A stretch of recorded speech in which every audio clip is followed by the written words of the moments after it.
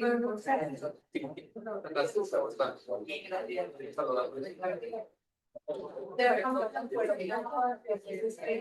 buenos días a todas, todos, todes.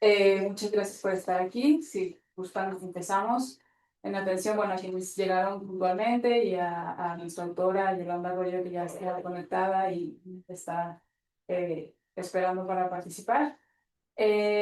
Bienvenidos, bienvenidas, bienvenidos todos a esta nueva edición del Club de Lecturas Incendiarias para articularse en tiempos de ultraderechas feministas. Ahora con la lectura de Las Negras de Yolanda Arroyo en esta sesión. Nos acompañan acá en la mesa, bueno, muy a la orilla de la mesa, en la ultraderecha de la mesa. Está el doctor, no, para nada, es solo una cosa circunstancial. El doctor Ricardo Bledes, jefe del Departamento de Estudios de Desarrollo Social. Ángel Florido, jefe del Departamento de Estudios Ibérico-Latinoamericanos, el DEILA. La doctora Celia Magaña, adscrita justamente al DEILA y también profesora investigadora adscrita a la maestría en Estudios de Género y la maestría de Gestión de Desarrollo Social. Y la la doctora Elizabeth Viveros, coordinadora de la maestría en Estudios de Género. Y una servidora, Paloma Villagómez, que estaré moderando la sesión el día de ahora. Gracias por la invitación. Y bueno, pues sin más, iniciaremos con unas palabras inaugurales, digamos, de la sesión, a cargo de los integrantes de la mesa, empezando por el doctor Ricardo. Extrema derecha. Yo quedé bien. Que la perspectiva en todas las sesiones. Y no, nada más, muy brevemente, muchas gracias para darles la bienvenida a nombre de este par de departamentos. Bueno, estamos coordinados entre un par de departamentos y entonces, y con la iniciativa vigorosa de la doctora Celia y la participación, bueno, hoy tenemos una amistota. Pero mi idea es nada más darles la bienvenida. Gracias por estar acá. Estos eventos están marcando una diferencia bien importante en la forma como se discuten estos temas. Y me parece que la ciudadana puertorriqueña Yolanda Arroyo Pizarro la lectura de hoy nos presenta una manera excepcional, me parece, de dar voz, de dar cuenta, de sacar a la luz una situación de las mujeres que ha permanecido, que generalmente permanecía pues, oculta, ¿no? A mí me parece que eso es nada más, por si para terminar, la presencia de ausencia grita fuertemente a lo largo de la historia documental. Y yo creo que esta labor de Yolanda Arroyo nos muestra no solo la belleza y la forma, la narrativa con la que escribe, es muy complejo decir, tan amena, pero tan duramente amena, cómo nos va describiendo todas estas situaciones que nos revela en su trabajo. Y creo que eso nos sirve muchísimo para reflexionar y entender cosas que han sucedido, que siguen sucediendo en nuestra América Latina y en todas partes del mundo, y que gracias a esa, digamos, pluma excelente, nos permite ver ahora estas situaciones, entender un poco mejor esa presencia de ausencia de la mujer en el mundo cultural, político, económico, en la vida diaria de nuestra América Latina, ¿no? Digamos, porque desde acá se genera ese tipo de literatura. Por eso, felicidades, doctora Celia, felicidades por estas actividades, por darnos acceso a este tipo de actividades de literatura que estaban mucho, de nuevo, silenciadas, ¿no? Fíjense qué paradoja en la universidad, sin tener espacio para para estas obras que nos dicen mucho más a veces que algunas investigaciones, ¿no?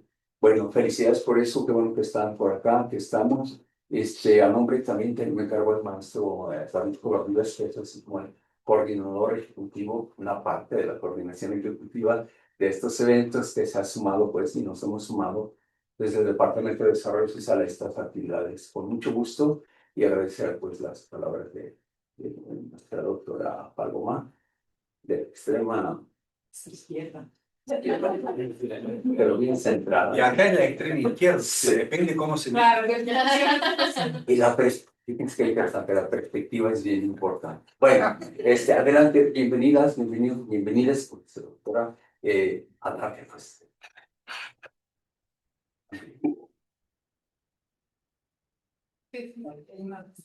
De una vez. Bueno, pues buenos días. Y agradecerles su presencia en esta sexta edición ya de lecturas incendiarias para articularse en tiempos de ultraderechas antifeministas. Y creo que viene teniendo un propósito interesante, ¿no? La reflexión crítica alrededor de temas centrados en este título, que de alguna manera, pues con las lecturas de las diferentes obras, y esta en especial, pues nos permiten llevar a cabo una reflexión. Asimismo, quisiera agradecer a Yolanda Arroyo por su presencia, y que pues prácticamente con ella se está inaugurando la presencia de una autora, ¿verdad? En este ejercicio. Y por ahí en el chat grupal se decía que ojalá se pudiera tener la posibilidad de que los autores, autoras que se están revisando, leyendo, pudieran estar presentes por lo menos de manera virtual, ¿no? Es un esfuerzo, yo creo que amerita también otras cuestiones, pero al final creo que ese esfuerzo lo vale. Y lo vale porque pues ya no es solamente la propia percepción que tenemos de una lectura que nos puede meter a mil mundos, a mil interpretaciones, sino también el sentir y el quehacer de la propia autora respecto a su obra, ¿no? Y en este caso creo que va a ser muy enriquecedor escuchar a Yolanda Arroyo Pizarro de su propia obra, ¿no? Entonces, pues, dar la bienvenida. El Departamento de Estudios Ibéricos y Latinoamericanos pues está comprometido en acompañar este tipo de actividades siempre en coordinación con otros centros, en especial aquí el centro del amigo de ultraizquierda, y que sobre todo felicitar a el equipo de colaboración que la doctora Celia ha logrado integrar y que me parece que el esfuerzo que han llevado a cabo pues está la muestra, ¿no? El resultado y los resultados que se están dando respecto a este tipo de actividades y felicitarlas a todas, ¿no? Muy especialmente a Celia, la doctora Celia Magaña por esa iniciativa y pues agradecer también su presencia y la presencia de la doctora Yolanda Arroyo. Muchas gracias.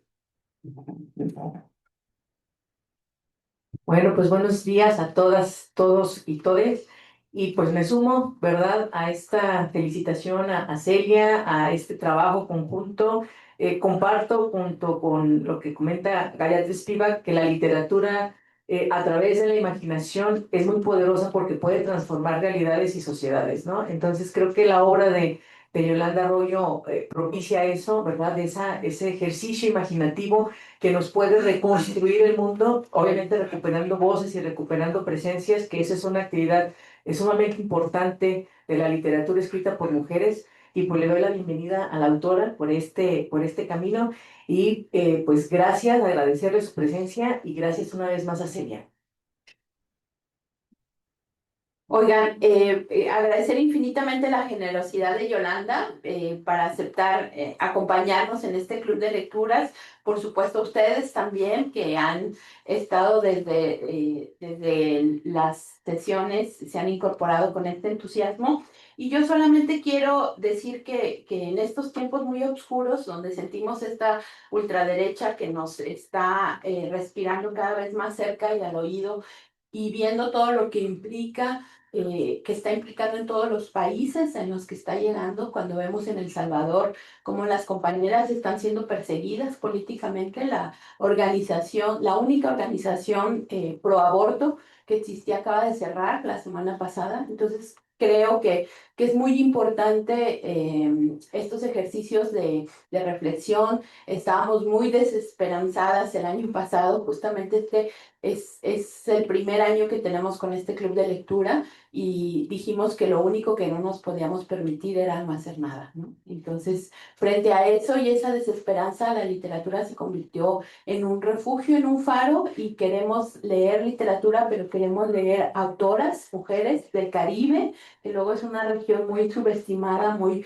olvidada de América Latina, de nuestro sur global, porque consideramos que son obras que además de ser toda una pieza artística, son una pieza de denuncia necesaria, que muestran todos estos dolores encarnados, todas estas historias de esclavización, de abusos de todo sentido, y nos parece importante. En cada sesión hemos leído obras muy duras, pero muy necesarias.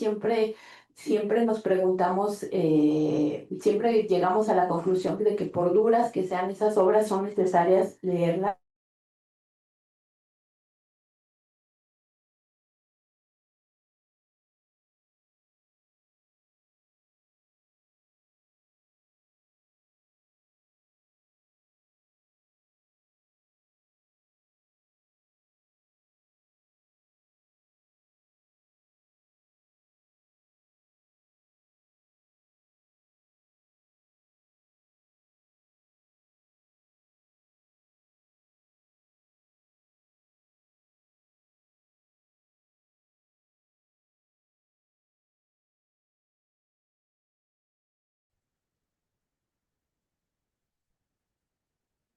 Bueno, muchas gracias a la mesa por estas bienvenidas y presentaciones.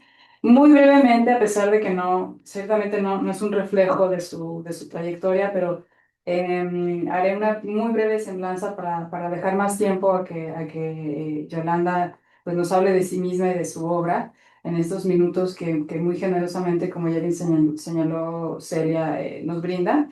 Entonces, muy rápidamente, yo trataré de ser breve. Yolanda, bueno, ya como sabemos, es puertorriqueña, nace en Guaynabo en 1970.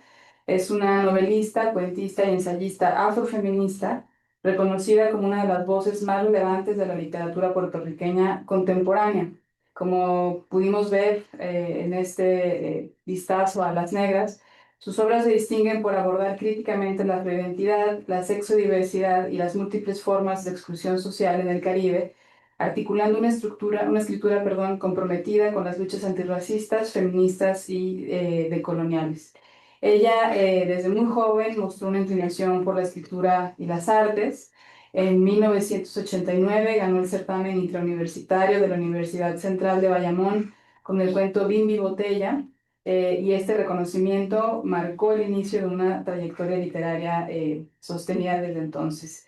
Formalmente, su carrera editorial inició en 2004 con el libro de cuentos Origami de Letras, y al año siguiente publicó su primera novela, Los Documentados, esto ya en 2005, que es una obra que explora las condiciones migratorias en el Caribe, particularmente en el tránsito desde La Española hacia Puerto Rico.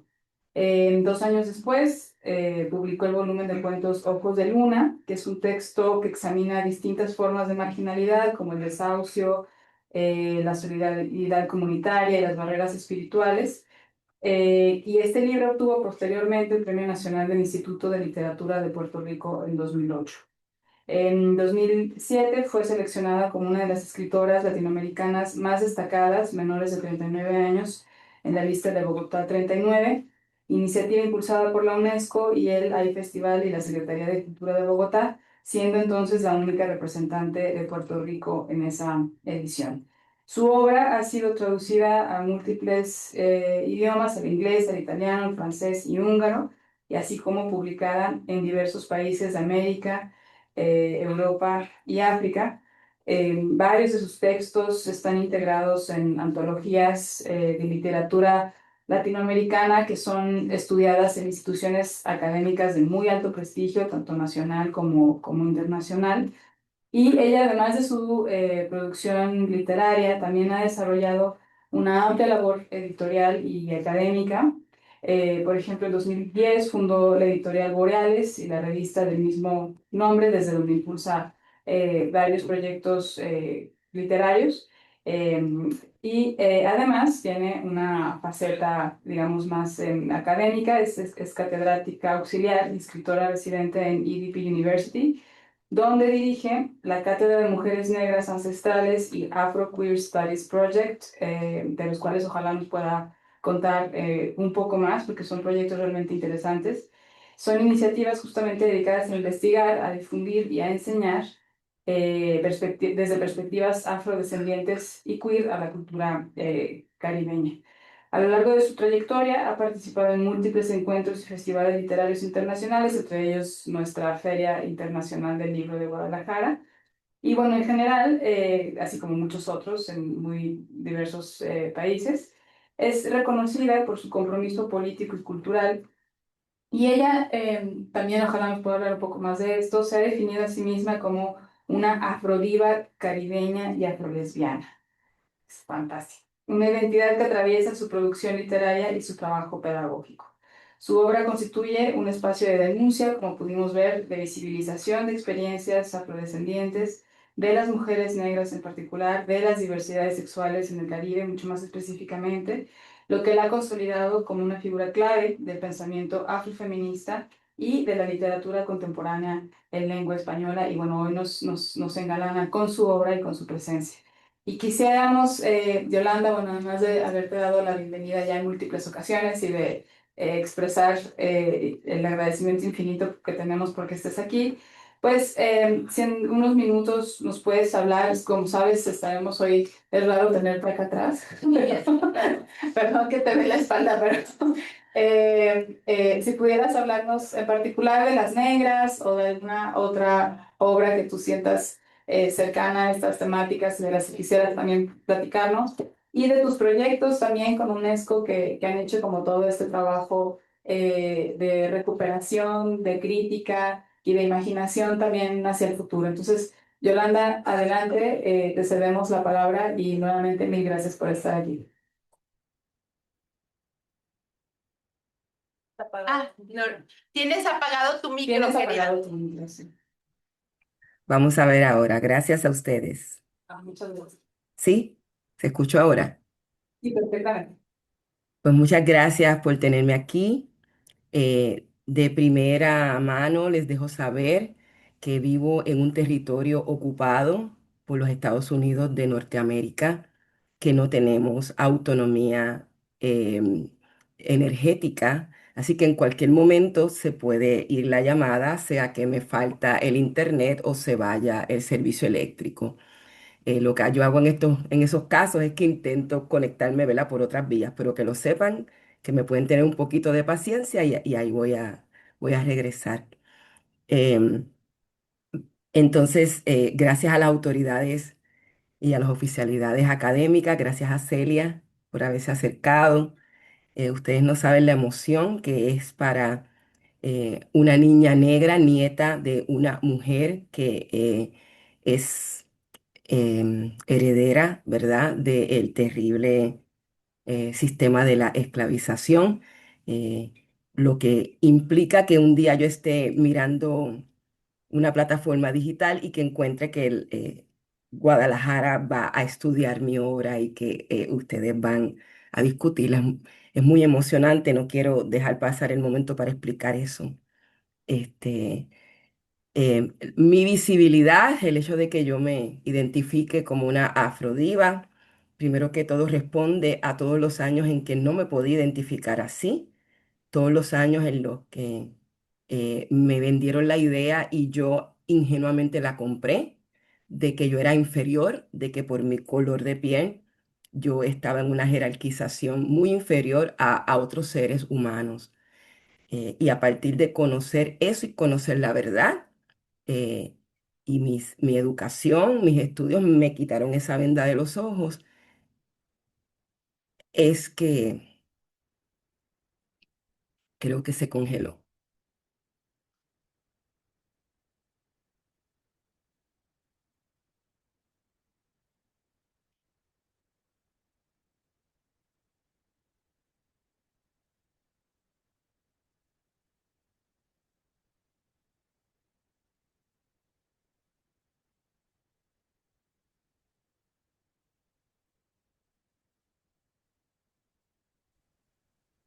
Yolanda, te perdimos unos instantes, pero fíjate que no fuiste tú, fue nuestra geografía. Acá también en las universidades públicas tenemos un tema de infraestructura, así que agradecemos también tu paciencia. Adelante, por favor. No sé si escucharon que les mencioné que la manera de autodenominarme afrodiva responde a todo el tiempo en que no lo podía hacer, en que fuimos convencidos de que eh, nuestra existencia respondía a una jerarquización de inferioridad. Y al saber ya que eso no era cierto, pues yo quise no solamente ser un faro de ejemplo para mí, para mis familiares, sino también, ¿verdad?, para niñas y niños que estaban pasando por ese proceso. El hecho de autodenominarme afrolesbiana cumple también dos propósitos: que haya una identificación, lo que le llaman en inglés muy in your face, de que mi identidad existe, de que valemos la pena, de que estamos aquí, pero sabiendo también que esa identificación nos pone vulnerables a ataques o a gente que no nos quiere bien. Pero no importa porque sabemos lo que hemos venido a hacer a este mundo. En el caso mío, ya yo lo comprendí desde la lucha que tengo, ¿verdad? Con visibilizar a las ancestras. Y siempre lo menciono en femenino, pero usted y yo sabemos que pueden ser ancestras y ancestros, y más que todo ancestres. Pero me gusta pronunciarme en el femenino. Y hablando del femenino, este mensaje es para las eh, feministas, femeninas e identidades eh, afeminadas que se encuentran hoy en el salón. Gracias por ser parte de mi ejército de guerreras.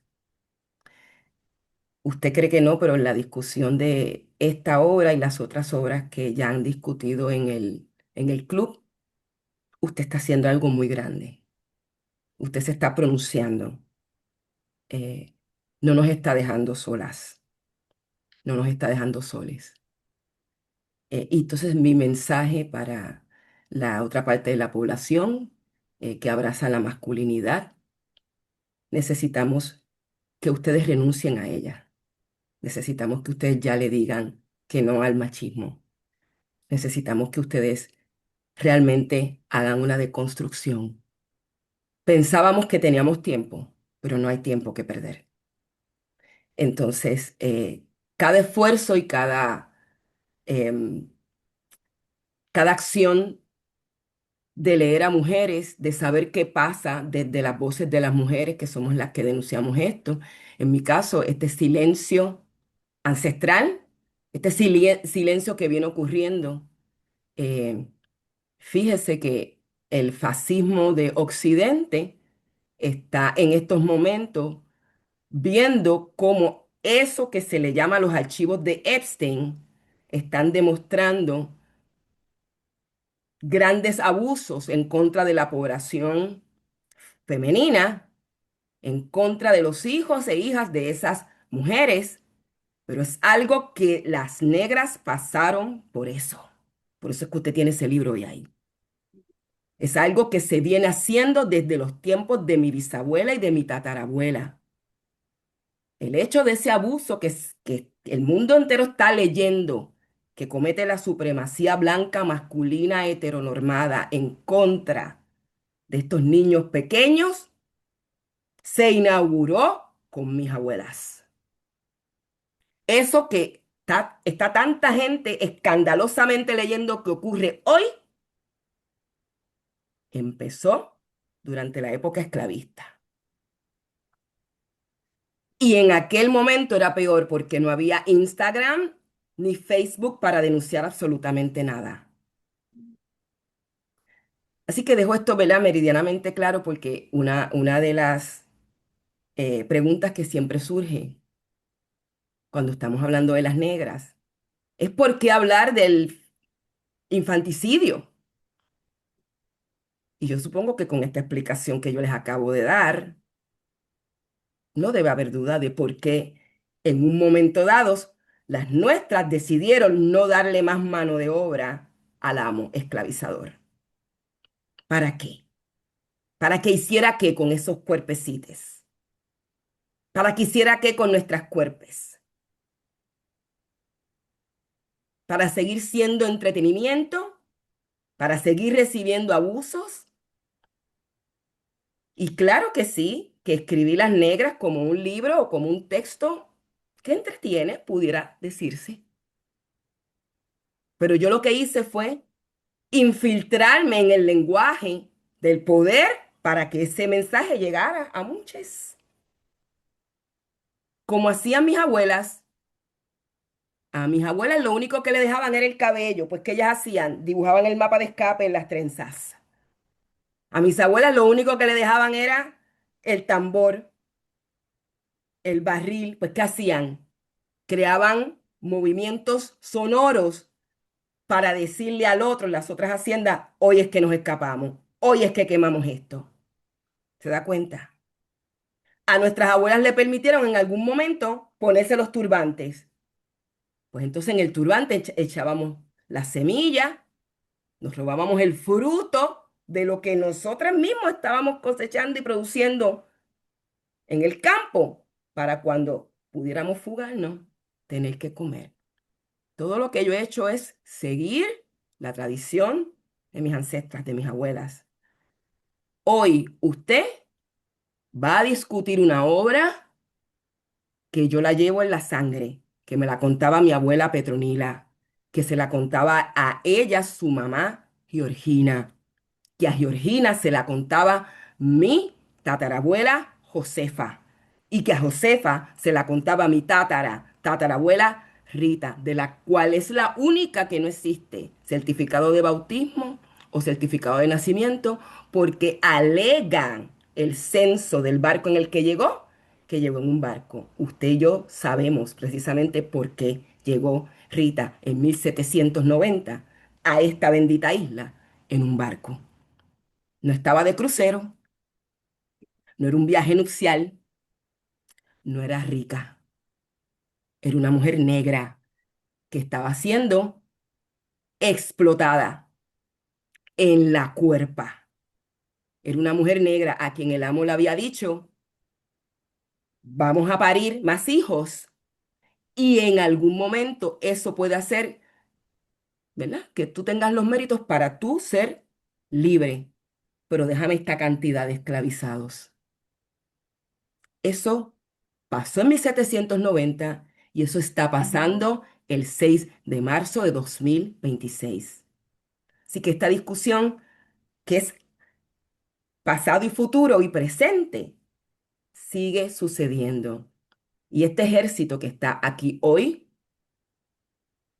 vuelvo y los declaro ejércitos, vuelvo y los declaro soldadas, guerreras, que está aquí hoy, disque el episteme de discutir un texto literario, estamos resistiendo.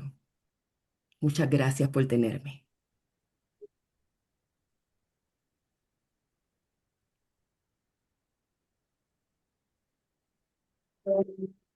Muchas gracias a ti, Yolanda, por descargarnos de esta potencia, tanto a través de tu obra como de tus palabras. Em, no sé si quisieras contarnos algo más sobre el proyecto de trabajo que estás haciendo con las ancestras, el propósito que tenía, el estatus actual, lo que sí para ti, términos de tu obra, de tus proyectos, eh, antes de quizás pasar a un par de preguntas, ¿no? Para abrir una pequeña conversación antes de quedarnos a discutir tu obra, pero si pudieras contarnos algo sobre tu trabajo actual y futuro, quizás. Pues del trabajo actual, acabo de llegar de ofrecer una conferencia en la Cátedra UNESCO de la Educación y la Paz aquí en Puerto Rico. Eh, Gran prestigio, ¿verdad? Que me hayan invitado. Creo que el proyecto que lidero lo merecía desde hace mucho tiempo, porque en el 2015, cuando la Organización de Naciones Unidas hace la invitación para que celebremos el decenio afrodescendiente, en ese momento, una de las cosas que yo me preguntaba era, ¿dónde hay libros que se parezcan a mí? Porque yo no tuve en 13 años de escuela, desde el kinder, jardín de infantes, hasta que me gradué, acá le llamamos el cuarto año, ¿verdad? Para pasar a la universidad, 13 años de escuela. ¿Por qué ni uno solo de los libros que pasó por mis manos tenían portadas al menos, de alguna mujer negra que se pareciera a mí? Y en el 2015 empezamos una estructura de escritura creativa. Íbamos a los archivos, los pocos que quedaban en Puerto Rico, los archivos históricos, íbamos a las bibliotecas de esos archivos, buscábamos esas mujeres de la negritud que habían hecho algo tan grande, tan este, magistral en su momento, como lo fue Celestina Cordero Molina, una mujer negra que en contra de la ley de Puerto Rico empezó a educar a las niñas, algo que era ilegal en 1787 y que permitió que hoy yo estuviera educada aquí frente a ustedes. Y buscábamos esa ancestralidad y le íbamos haciendo libros y le íbamos creando poemas y le íbamos creando cuentos.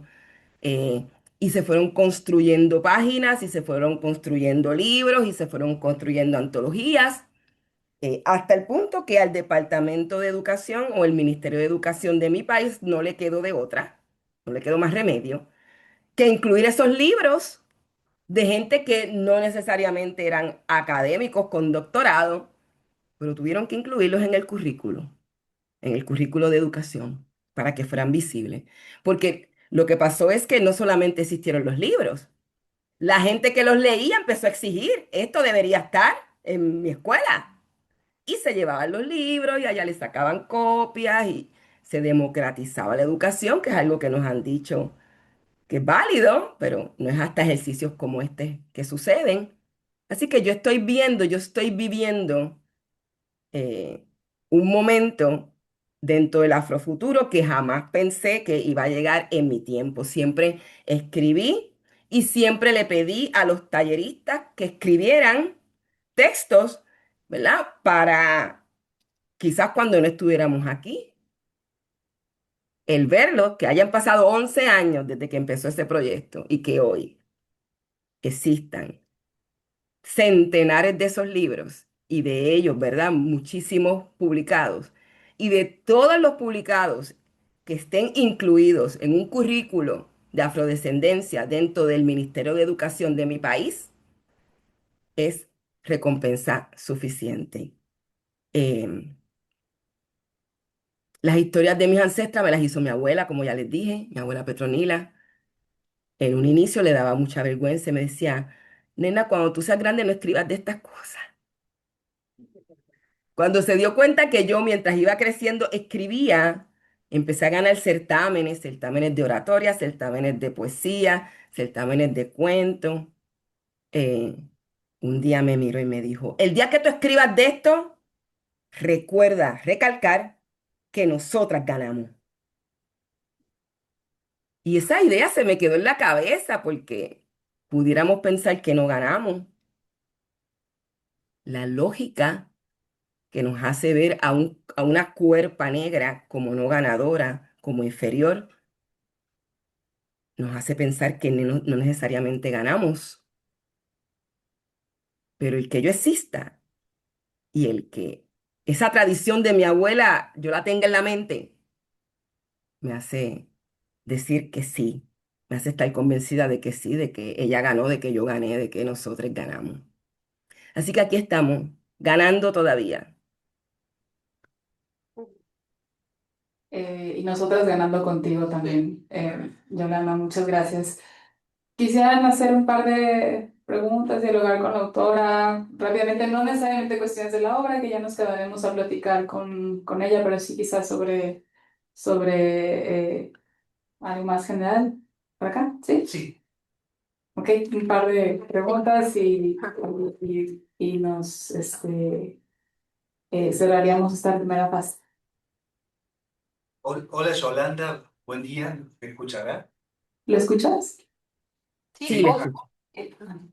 Sí, mi pregunta es muy puntual con respecto a las negras. Sé que hace poco salió una reedición de ese libro en la cual agregaste algunos cuentos. Quería que nos contaras, bueno, cómo fue ese agregado que tuvo y, bueno, un poco de por qué esa decisión. Bueno, cuando yo visité por primera vez la ciudad de Bogotá en el año 2007, yo conocí a otro escritor que estaba incluido dentro del grupo de escritores menores de 39 años. El nombre de él es Leonardo Valencia. Eh, y el resto de los escritores que estábamos visitando a Bogotá, porque se estaba celebrando a Bogotá como capital del libro, teníamos nuestros libros, nuestras distintas. Yo tenía Ojos de Luna en aquel momento, que era el libro de cuentos, tenía otro libro de cuentos que se titulaba Origami de Letras, tenía una novela que se titulaba Los Documentados. Eran los únicos tres libros que yo tenía en aquel momento. Y él llevaba uno solo. Y así como ese ejemplo, otros de los compañeros, estaba Carla Suárez, estaba Iván Tais, estaba Fernando Iwasaki, em, Claudia Hernández, Gabriela Alemán, toda esa gente grandísima que yo conocí en aquel momento. Y estaba Leonardo Valencia, y Leonardo Valencia tenía un solo libro. Y un día él me explicó que él, cada cierto tiempo, republicaba el libro con cuentos nuevos. Y era como, para él era una obra en continuo crecimiento. A mí eso me marcó mucho, porque me solucionaba el problema de que yo decía, bueno, yo a veces escribo como que muy caótico y yo no sé qué nombre le voy a titular, qué título le voy a poner a una obra en específico, ni siquiera escribo pensando en un género. Yo escribo, hay una metodología que aprendí el año pasado con una autora de la isla de Guadalupe que me dijo que lo que ella hacía y que lo que yo hacía era escritura de oráculo. Porque además yo me levanto a escribir a las 3 de la mañana cuando me levantan los espíritus, cuando me levantan las ancestras, cuando los orichas me hacen, te toca. Esto lo cuento porque ya yo estoy convencida de que eso pasa, pero cuando yo me levantaba a esa hora a escribir, yo no entendía. A veces me molestaba, ay, yo padezco de insomnio, decía. O me levantaba, ¿verdad? A cada cierto tiempo. Hoy sé que es eso, que es esa conexión ancestral que sucede casi siempre a esas horas, entre la 1 de la mañana y las 3 de la mañana. Este, y eso está documentado por muchos especialistas que han estado investigando el fenómeno. Bueno, en fin, yo escribía de eso y este, precisamente porque escribía de eso, una vez publico Las Negras con esos primeros tres cuentos. Bueno, para empezar, Las Negras era un solo cuento. Las Negras apareció por primera vez en mi libro Ojos de Luna, que fue el libro que llevé a Bogotá. Y a partir de ese cuento Saeta, que es el primero que se escribe, yo dije, yo tengo más cosas que decir porque extrañaba a mi abuela y el ejercicio que ella hacía cada vez que la extrañaba era escribir de lo que ella me había contado, para escucharla. No era para nada más, era para ser bien egoísta y escucharla.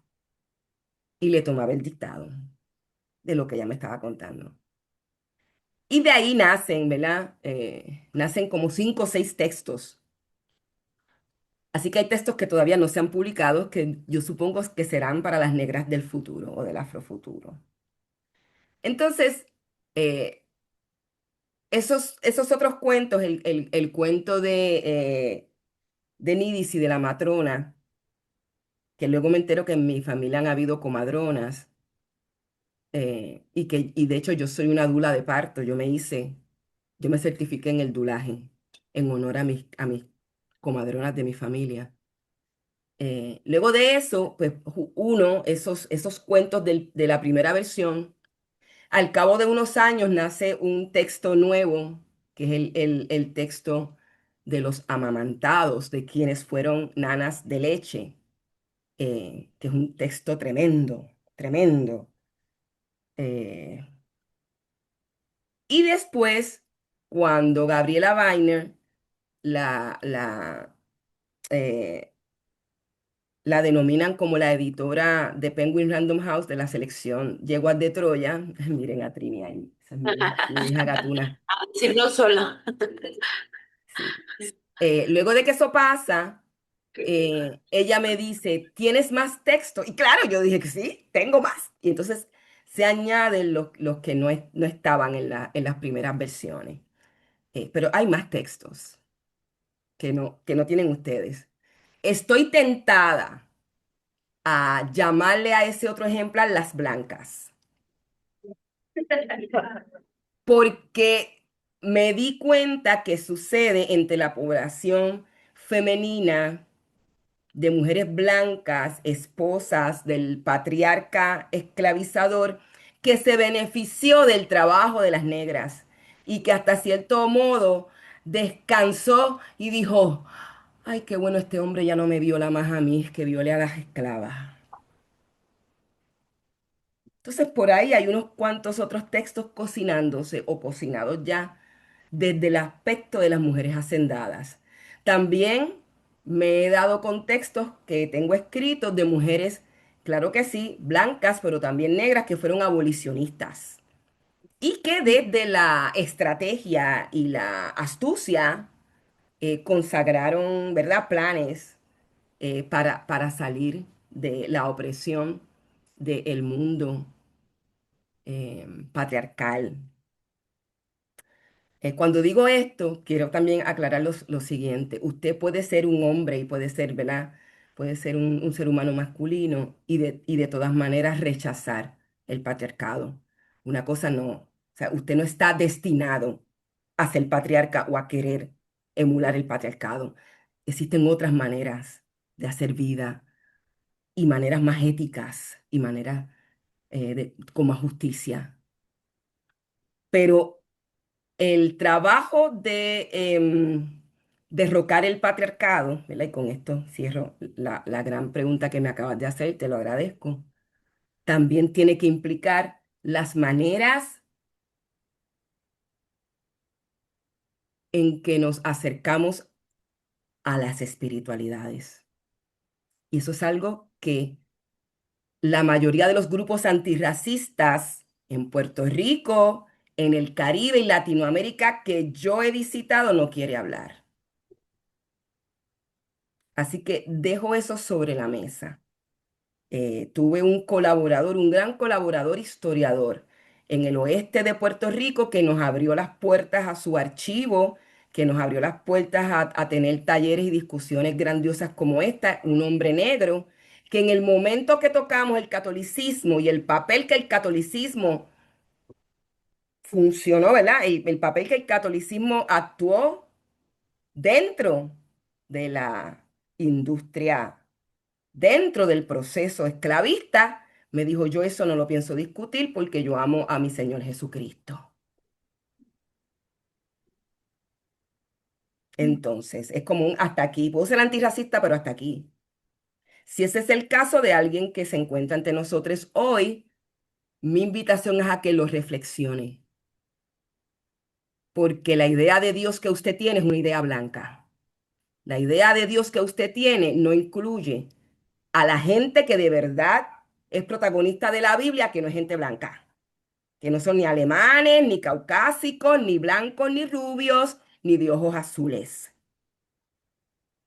Nos han mentido también con la espiritualidad y usted estaría defendiendo una gran mentira.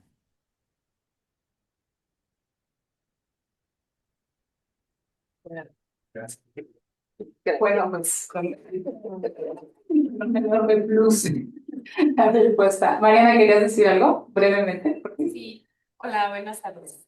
A mí me gustaría preguntar acerca de cómo es su experiencia para reconocerse y nombrarse como afrolesbiana. Serlo, nacer, nacer, serlo, em, también es una palabra muy política. Ser afrolesbiana, para empezar, no lo soy.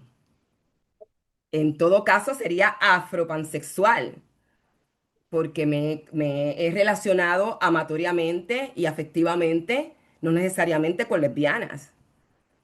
Mi compañero actual, por ejemplo, es un hombre trans.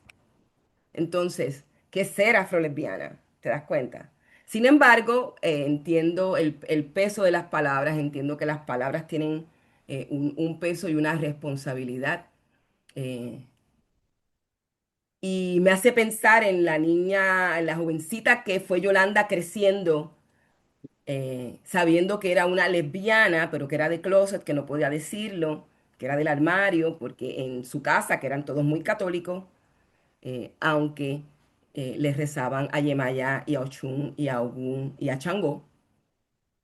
¿Vieron todas estas dicotomías?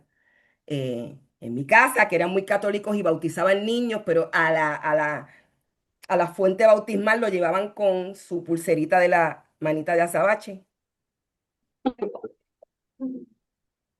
¿verdad? En mi casa, que eran muy católicos, pero si el bebé le dolía la barriga, ¿verdad? Le hacían el saumerio ¿verdad? Este, entonces, eso me hizo nombrarme como afrolesbiana. Me gusta más el término afroqueer, ser queer, ser otra cosa, ¿verdad? Estar en contra de la identidad sexoafectiva dominante. Recordemos que la, recordemos que la sexualidad sexoafectiva dominante tiene el propósito de producir esclavitos y esclavizados para el sistema capitalista que usted y yo vivimos. Mientras más hijos yo iba a tener, este, más problemas para vivir y para llevarle comida a la boca de esos niños y comida a mi boca yo iba a tener, ¿cierto? Por eso en mi caso yo intenté, ¿verdad? Y me quedé con mi única hija. Pero yo hubiera querido tener más hijos, pero no podía. Entonces, en mi caso, a mí se me permitió vivir en una época donde yo pude hacer planificación familiar y decidir quedarme con una bebé. Hoy en día usted está viendo lo que está ocurriendo con nuestras cuerpos. Acabo de escuchar lo que sucedió en Salvador, que cerraron la única clínica abortiva. ¿Por qué? ¿Por qué? Porque toda la vida el patriarca esclavista es el que ha diseñado y ha dicho cuántos hijos usted y yo podemos tener. ¿Y cómo es que nos atrevemos ahora en 2026 a cambiar eso y a hacer otra cosa? Y creer que tú como mujer tienes autonomía, ¿no? Y ahí vamos entonces creyendo el cuento de que eso no es de Dios, de que como si fuera de Dios todo lo que ellos hacen con los niños que nosotros le traemos al mundo.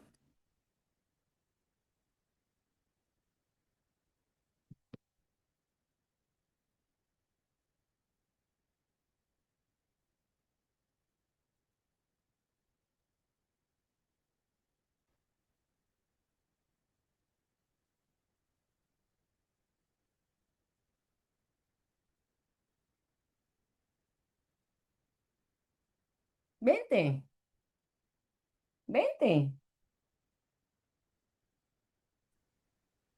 Ya, ya, ya. No, bueno, Yolanda, otra vez disculpas. Yo volví a contar, dura como 10 segundos el portal. Es como si fuéramos a otro multiverso. Sí, nos pusimos aquí muy, muy metafísicos. ¿Nos estabas ya cerrando tu respuesta o hay algo más que Sí, quisieras? decía, ¿verdad? Que nos han hecho creer que la autonomía de nuestras cuerpos en época de la esclavitud le pertenecía al amo esclavista y seguimos replicando eso, creyendo, ¿verdad? De hecho, utilizando la religión como un gran filtro. No, porque abortar es malo, porque Dios no quiere que le hagamos eso o sea, y Dios sí quiere que le entreguemos nuestros hijos al patriarca para que el patriarca haga lo que usted ya y yo hemos leído en los archivos esos que están dando vueltas por ahí. Eso es. No. Regreso a la religión. La religión, por lógica, tiene que haberse originado desde un útero cuántico, multidimensional. La sola idea de traer vida a dónde, al planeta Tierra, a dónde, a los planetas que estén circundando, a dónde, a alguna otra parte del universo, si es que no estamos solos, ¿verdad? Es únicamente por conducto de una cuerpo que sea matriarca. Recordemos, y eso, ¿verdad? Es parte del mensaje que tienen las negras, que durante el periodo de colonización, los cronistas, los conquistadores, los colonizadores escribían a la corona quejándose de cómo esos indios eran tan inmorales que miren, ahí hombres con hombres se acuestan, miren, ahí mujeres con mujeres se acuestan. ¿Qué es eso? Ellos andan desnudos todo el día. Y ahí están esas crónicas para recordarnos que desde que el mundo es mundo, es más, desde el poema del Gilgamesh, y dígame usted cuán viejo es el poema del Gilgamesh, y habla ahí del amor de dos hombres. Entonces es mentira que digan que el amor que siente esta afro-lesbiana o esta afro-queer es algo de la modernidad, es muy moderno y es inmoral porque es novedoso, porque el mundo no se construyó así. Sí, el mundo sí se construyó así. Es usted, patriarca, el que ha querido cambiar la historia. Y de vez en cuando se ha salido con la suya, pero ya no más. Muchas gracias, Yolanda. En esta siguiente hora, bueno, a ver, teníamos un par de preguntas más, pero quisiera hacer antes una moción. Bueno, tenemos una hora más. No sé, no quisiéramos abusar de la disposición de tu tiempo, Yolanda. Nos encantaría, por supuesto, que siguieras con el club, escuchando nuestra lectura dialogando, digamos, con nuestra lectura de las negras. Y además, bueno, pues continuando con las inquietudes de las dos y les asistentes. No sabemos cómo estás de tiempo, si todavía nos puedes acompañar un rato más para responder algunas preguntas. Sí, puedo estar un ratito. ¿Hasta qué hora están ustedes? Una hora más, a nuestra 1 de la tarde acá en Bueno, yo México. voy a tratar porque tengo un compromiso Pues, en hora y cuarto. Yo creo que me da tiempo.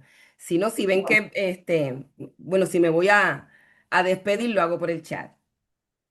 Pero por el momento puedo quedarme. no, interrúmpanos para despedirnos nosotros también de ti. Bueno, entonces continuamos con un par de comentarios por acá, por Sí. favor. Mucho gusto, estoy muy emocionado porque, bueno, soy de Guadalupe. Mi mamá es mulata de Guadalupe. Soy blanco de color de piel. No soy moreno, pero soy negro. Porque crecí entre Francia y San Guadalupe y conozco muy bien lo que tú describes y también apoyo a la causa independentista desde Guadalupe. Soy antropólogo Gracias. y trato de hacerlo, llevar mi granito de arena a la causa, ¿no? Gracias. Necesitamos aliados. Gracias.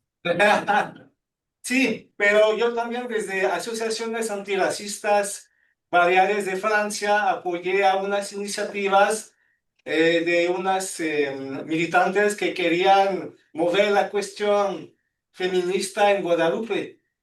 Y cuando los líderes, amigos míos de Guadalupe, la recibieron, dijeron, Zafra Makume Zapaka Interesenu. Historias de fotos no nos interesan. Entonces, yo, caray, quedé destrozado porque por un lado quiero apoyar la causa y por otro lado me confronto al machismo y los mismos que dijeron eso, yo sé que no son tan machistas como pretenden, tienen sus historias escondidas, tú sabes que está la oficial y luego tienen otra realidad de ellos, pero ellos mismos sufren porque reproducen esa idea. Entonces, ¿cómo haces tú para juntar las dos luchas que van de la mano, que es la antirracista, antiimperialista y la feminista? ¿Cómo le haces dentro de nuestra propia comunidad? A veces hay que ser un poco soñadora. Lo que tú me cuentas, lo he visto, lo he vivido de la primera mano. em, y por supuesto que el sistema que ha dominado el mundo y que le ha sacado provecho a nuestros espacios, a nuestros cuerpos, a nuestro pasado y futuro se va a querer defender, va a ser así. No, no quiero dejar de existir. Y eso es algo que tenemos que saber. Em, no pecar de esa ingenuidad, pero entender por qué esas cosas ocurren. Aunque haya gente que tenga buenos deseos y que quiera, ¿verdad?, eliminar el patriarcado, nos vamos a encontrar con hombres y mujeres que abrazan el patriarcado. Mire, yo contaba el otro día en una de mis conferencias que no podemos olvidar la figura del mayordomo o el mayoral. El mayordomo era un ser humano que se sacaba del mismo grupo de esclavizados y el amo le decía, tú eres tan bueno y tan obediente, gracias por tu obediencia, porque tú eres así de obediente. Yo te voy a dar mejor casa, yo te voy a dar mejor comida, yo te voy a dar privilegios que no tienen los otros, en tanto y en cuanto tú estés observando y monitoreando a mi materia prima, eh, si hay una revuelta o si va a suceder algún tipo de quema o de lo que sea, tú me lo digas antes para yo poder actuar. Porque recuerda que eventualmente esto te va a afectar a ti. Así que siempre el mayordomo existió, el mayoral existió de adentro. Es la naturaleza, desafortunadamente, del ser humano, por cansancio o porque simplemente no se ha desarrollado la empatía ni la justicia. Van a haber seres humanos como esos que tú te encontraste, que entonces te dijeron y le dijeron a los grupos feministas que no nos interesaban sus historias. Pero lo sabemos. ¿Sabes qué? No se le puede hacer caso. Si esa puerta se cierra, hay que ir a otra y tocarla y permitir que entonces eso sí se discuta en este otro espacio. Es eso. Pero gracias, qué buena intervención. Gracias por decirme eso. Gracias, Yolanda. Yo les invitaría a que los comentarios, las preguntas que le lanzáramos o que compartiéramos con Yolanda, quizás pudieran irse tratando sobre la obra para ir movilizando justamente el diálogo sobre las negras. A ver, sí, es que antes había levantado la mano. ¿Quieres? Sí. Sí. Belén. Desde ahí, solo habla fuerte, Kiko. Sí. En mi caso, yo la busqué desde antes y vi algunas, porque quería conocerla. Gracias. Entonces, vi algunas de sus entrevistas y también leí algunas de sus entrevistas. Hubo algo que me llamó mucho la atención y fue sobre este término que usted mencionaba que trataba de alejarse y era sobre las minorías. Quisiera saber en el cuento o los cuentos que usted ha descrito, pues pareciera que se hablan sobre estas minorías, ¿no? Esto a mí me causó mucho ruido porque en mi persona eh, pareciera que yo también pertenezco a una minoría, algo de lo cual tampoco me identifico. Lo que yo he rescatado de sus entrevistas, que me parece muy importante, es que menciona, provocar es abrir grietas, es gritar con memoria, donde me duele esto y por qué. Y a veces me han querido domesticar, que baje el tono y que hable o que baje el tono y que no hable tanto. Yo escribo para todos, pero también me han mencionado que es peligroso para el sistema y narrar cambia todo. Mi esperanza no es ingenua. Yo también existo y mi historia importa. Creo que esto usted lo describe muy bien en sus cuentos. Y también lo menciona reiteradamente cada vez que dice recuerda, recuerda, porque creo que es mi memoria. Y menciona que hay dos formas en las que las personas terminan siendo olvidadas. Una física, pero la otra cuando ya no la recuerdan.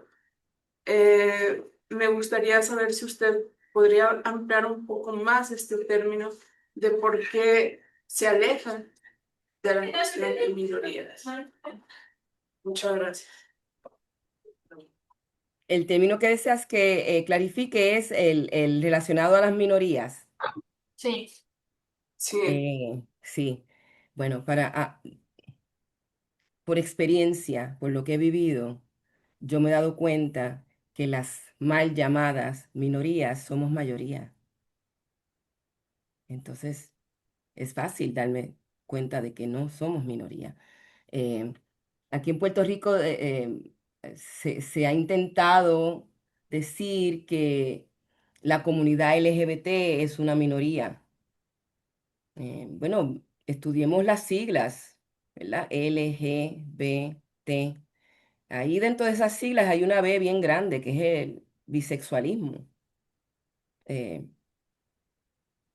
y yo, el 90% de la gente que conozco es bisexual. Pero eso soy yo. Esa es mi experiencia. Así que es una gran mayoría. La mayoría de la gente que yo conozco, en algún momento, si ha sido hombre o mujer, ha estado enamorada de un hombre o de una mujer, o de una mujer trans o de un hombre trans. Es, es, es una ilusión óptica que nos hace creer el sistema, pero es para que tú te sientas excluido. Y vuelvo a la época de la conquista. Aquí en Puerto Rico hubo cacicas, hubo reinas de regiones, ¿verdad? Gobernantes, mujeres de regiones, que en la crónica está escrito que tenían a su esposo varón y que tenían también esposas mujeres. Los caciques tenían lo mismo. Pero antes de los caciques, en otros, ¿sabes? Esto no es de Puerto Rico nada más. Cuando uno estudia antropológicamente la historia de la humanidad, el ser humano es un ser humano que toca.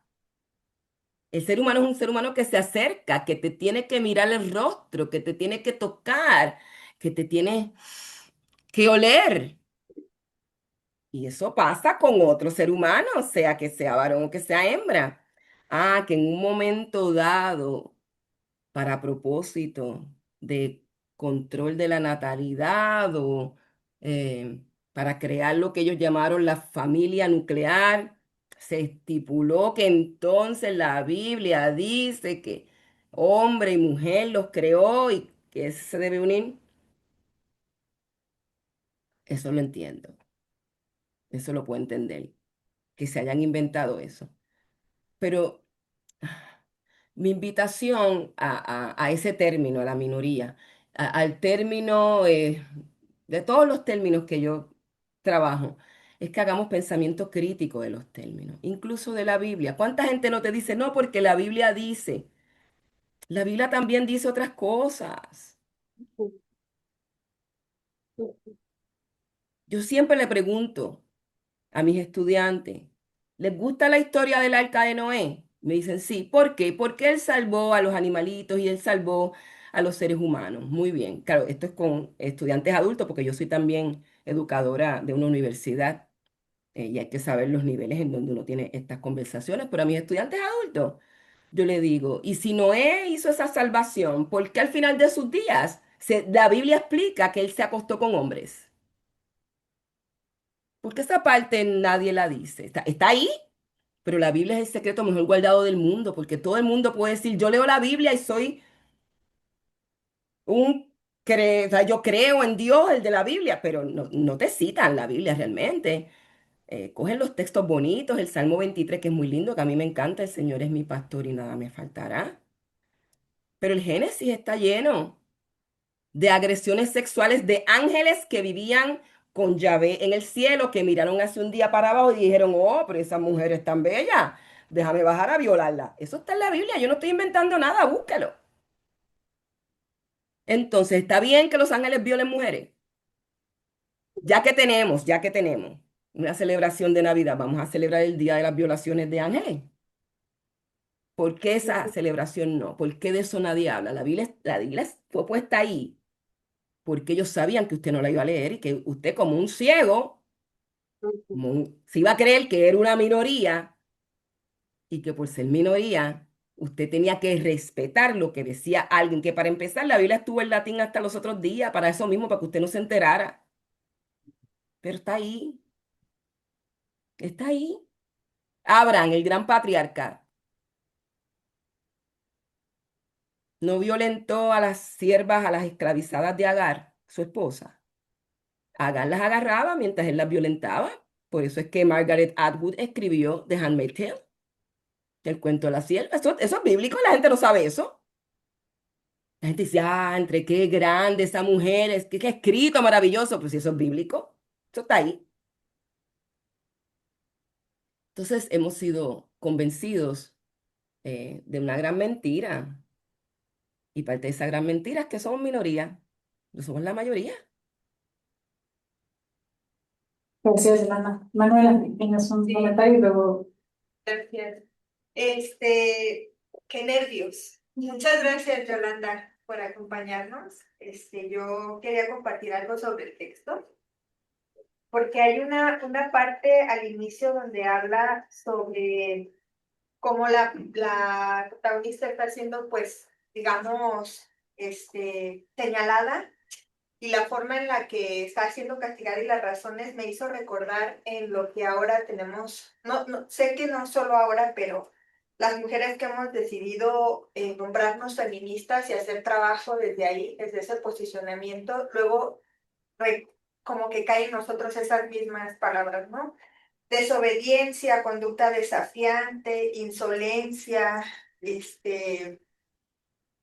vagancia. Todo lo que yo estoy haciendo hoy. Exactamente, ¿no? Incitación a revuelta, ¿no? Y justamente el domingo es la marcha. Y es castigadísimo ese movimiento en la ciudad. Y así es como muchos noticieros llaman y nombran, ¿no? No solo a las mujeres que hacen el trabajo tan duro y para mí admirable de choque, ¿no? Sino también las que vamos y nos unimos de alguna forma, ¿no? Si enseñamos los cuerpos, porque enseñamos los cuerpos, si están guapas porque se prostituyen mostrándolos, pero si están gorditas porque pues no es el cuerpo del consumo y así, ¿no? Entonces se me hizo muy revelador esa parte, ¿no? Me sentí muy conmovida al leerlo y sentirme identificada pues con esa carga que luego la gente que se da cuenta dice, ay, no, con ella no hables, porque es feminista, o ay, no le cuentes eso a ella porque te va a sacar, ¿no? Todo.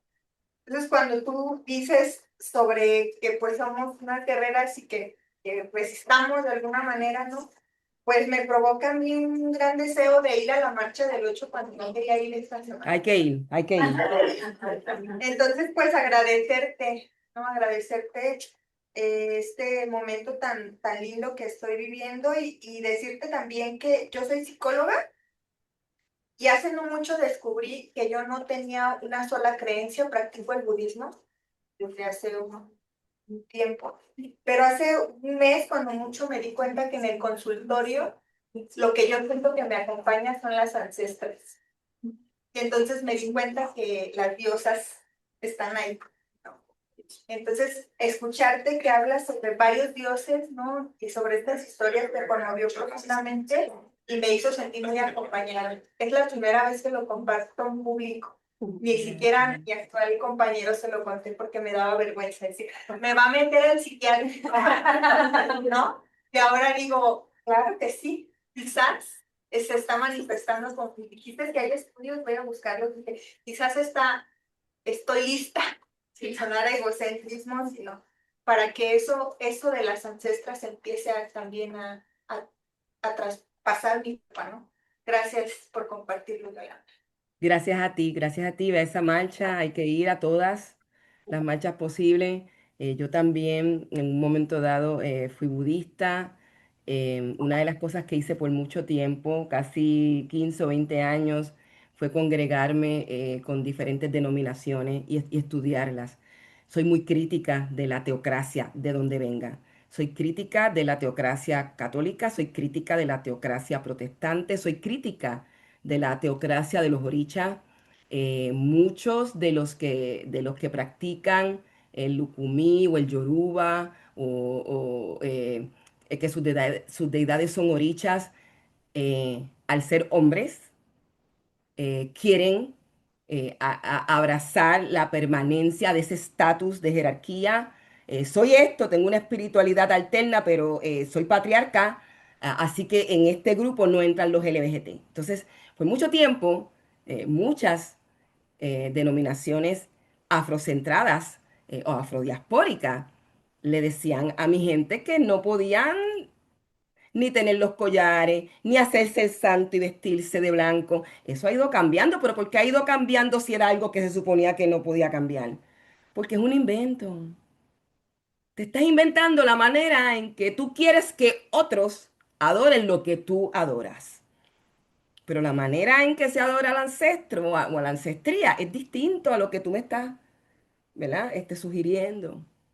Así que seamos críticos de todo lo que no, ¿verdad? Todo lo espiritual, porque por mucho tiempo fue una buenísima herramienta del patriarcado.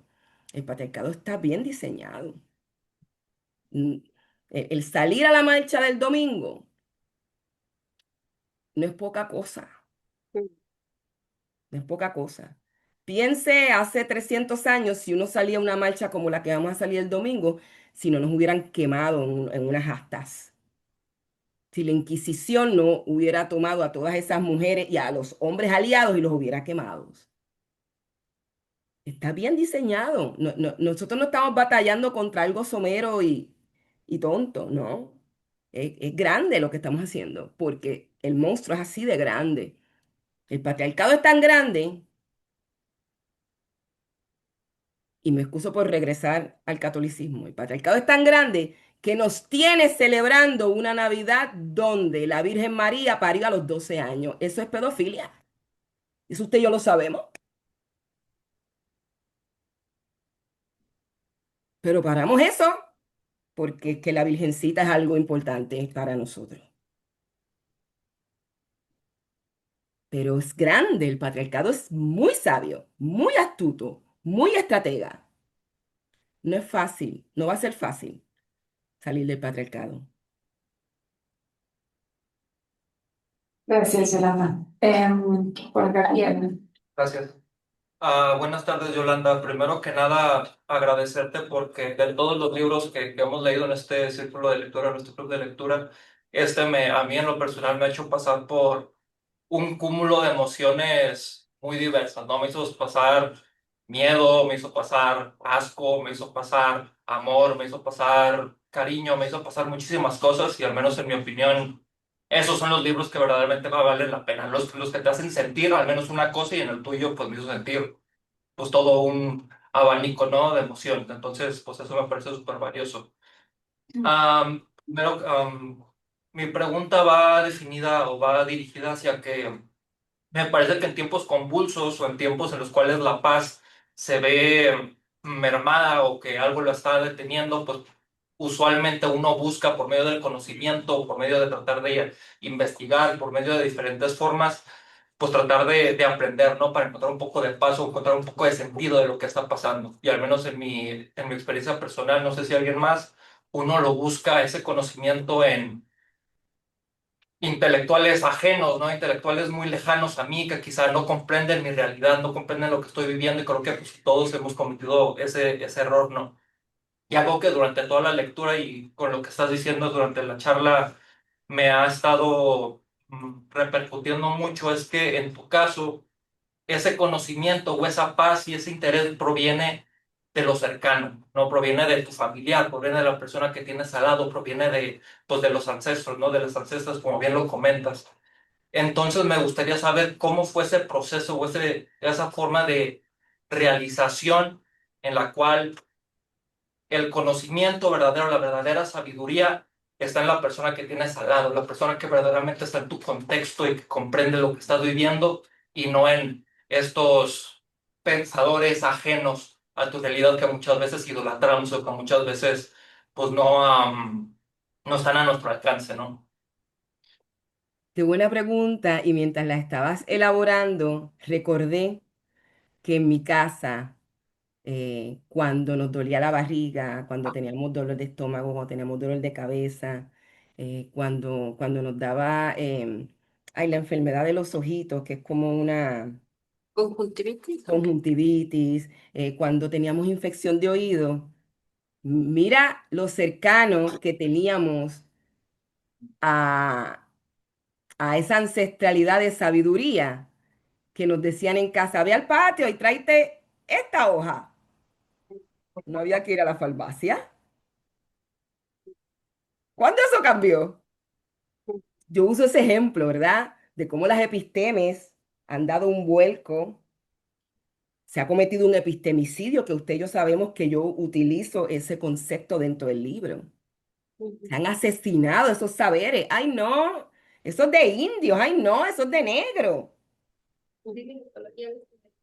Porque nos tenían que empobrecer. Había que vendernos la idea de que esa hoja que el farmacéutico o la farmacéutica millonaria tomó y la multiplicó y la metió en un potecito para ellos venderte la hoja que tenías gratis en el patio.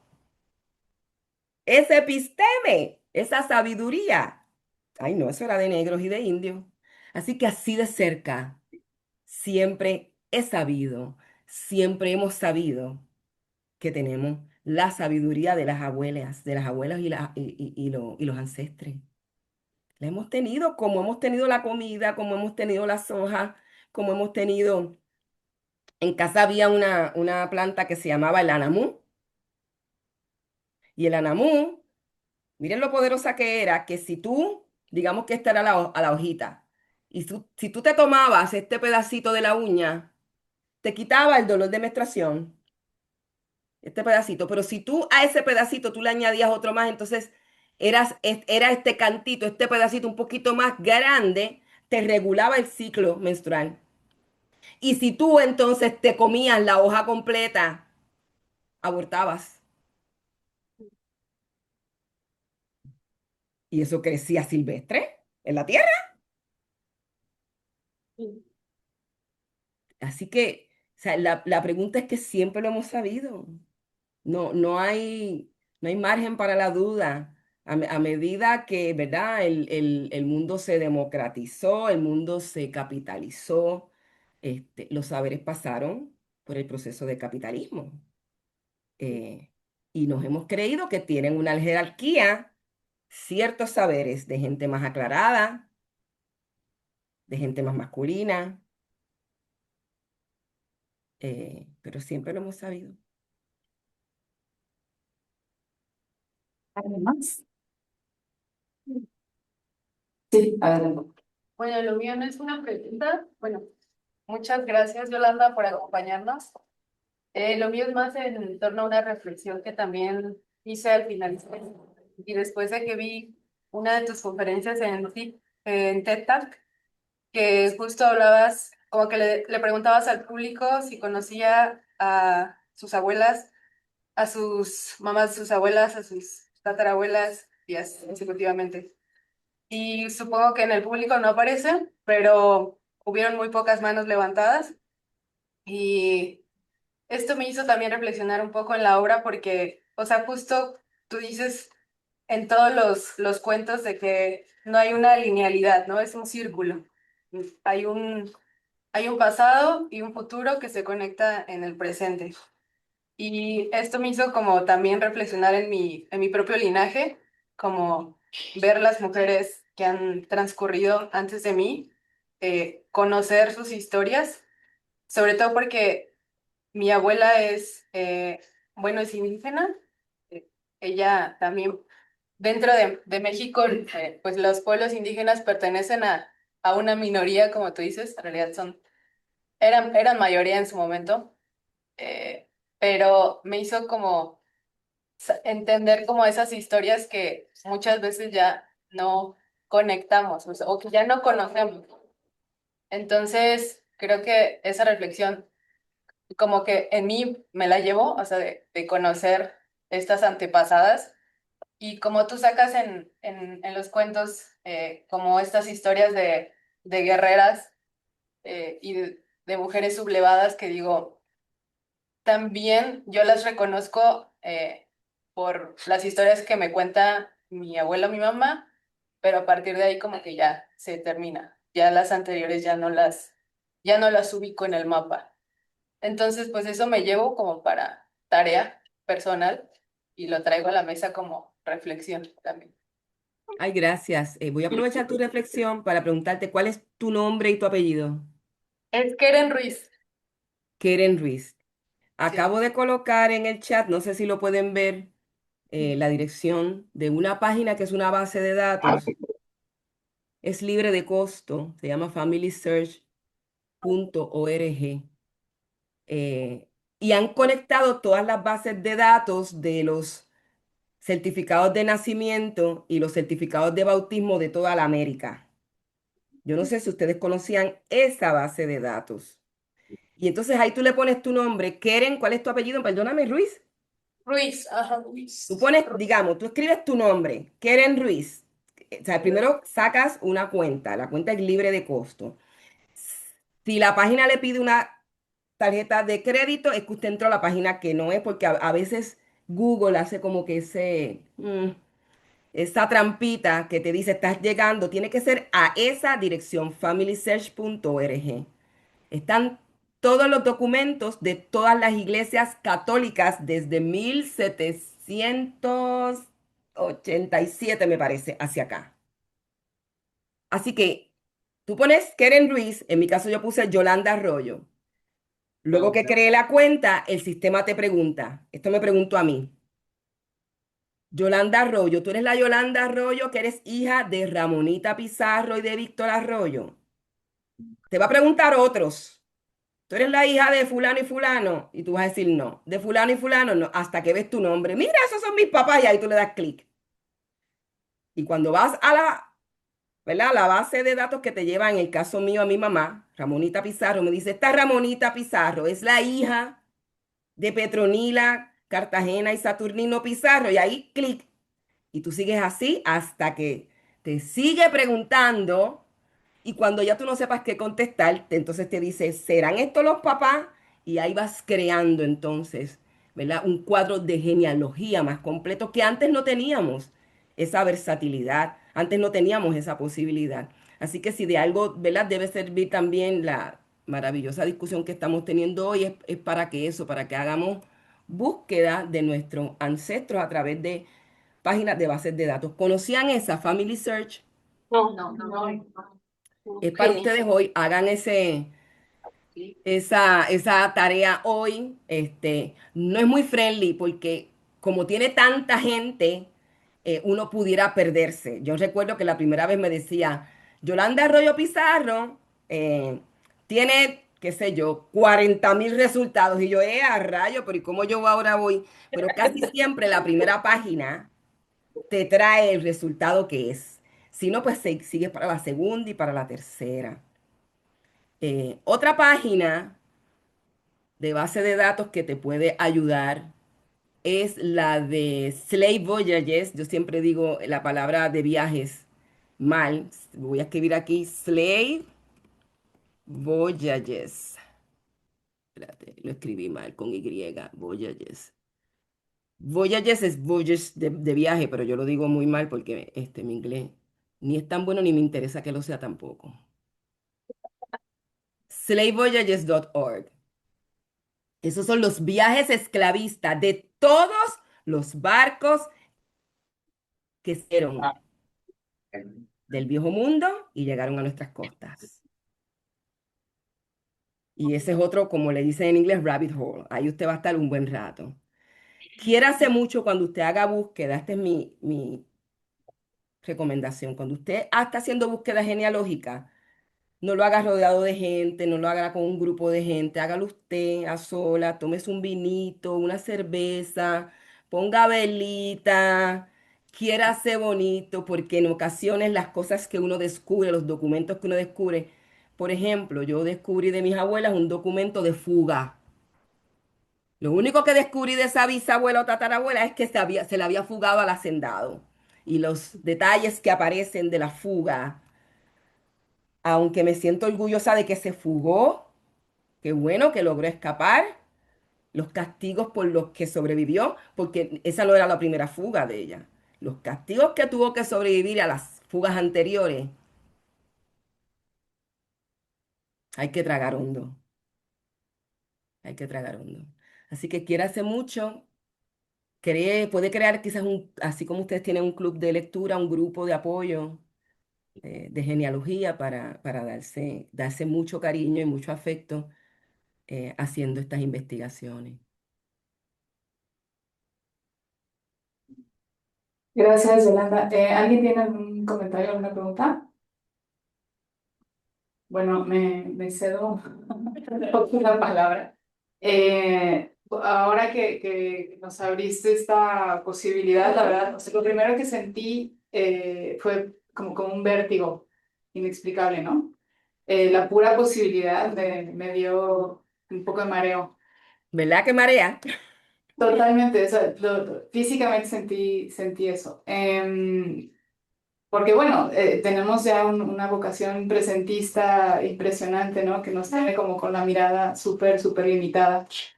Y también porque respecto a lo tecnológico, o sea, la idea de poder reconstruir mi linaje familiar a partir de información que yo no di, que no sé quién dio, que no sé cómo está ahí y hasta con qué nivel de detalle alguien la tiene concentrada para muy diversos fines, también me preocupa, ¿no? O sea, tiendo más hacia el tecnopesimismo de pronto, ¿no? Pero leyendo tu libro y escuchándote al inicio de la plática, esta idea de entender los códigos del lenguaje del poder, pues y ahí coloco en este momento la tecnología para poder infiltrarse, como tú lo definiste, pues, y usar esos lenguajes y construir posibilidades de futuro desde ahí, ¿no? En este género, pues, que tú alimentas también el afrofuturismo desde la ciencia ficción, la fantasía, o sea, ¿cuál es? A mí no es un tipo de literatura con el que yo esté muy amigada, ¿no? La ciencia ficción.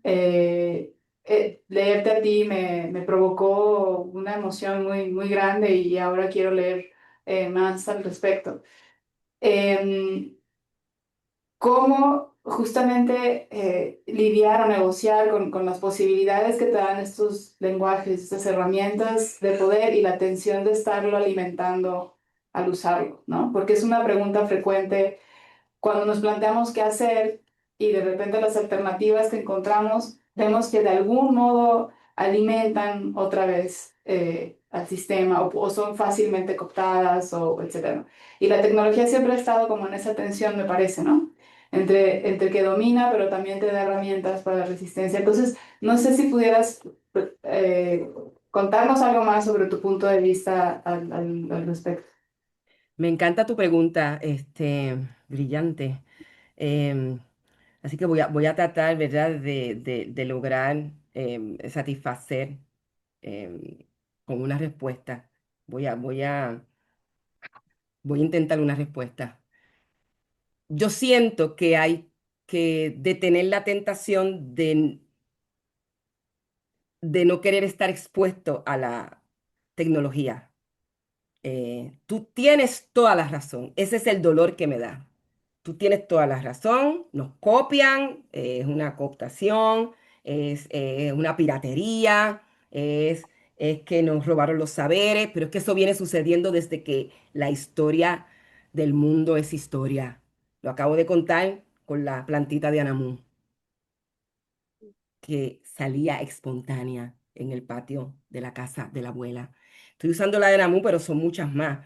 Te voy a poner un ejemplo. Aquí en Puerto Rico está regulado y es mínimo. Ustedes saben lo que es el orégano. Sí, sí, claro, sí. Casi no se consigue orégano en Puerto Rico ni pastillas de aceite de orégano. El aceite de orégano es uno de los antibióticos más fuertes que existe sobre el planeta.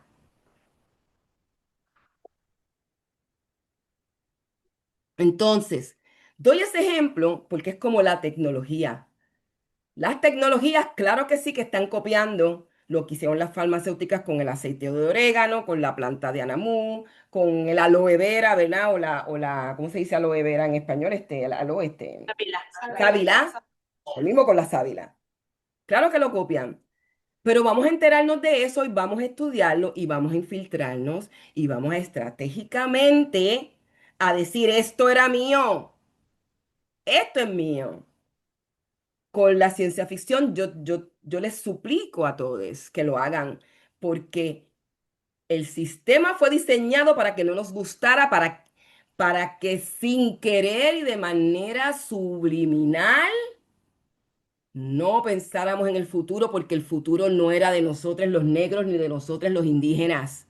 No les pertenece a ustedes. No escriban ciencia ficción, nada. No piensen en el futuro en 10, 15, 100 años, 1000 años.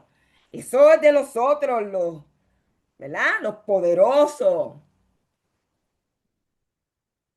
Así que, de buenas a primeras, yo pensaría desobedecer ese primer instinto de que no me guste la ciencia ficción. Yo crecí leyendo a Isaac Asimov.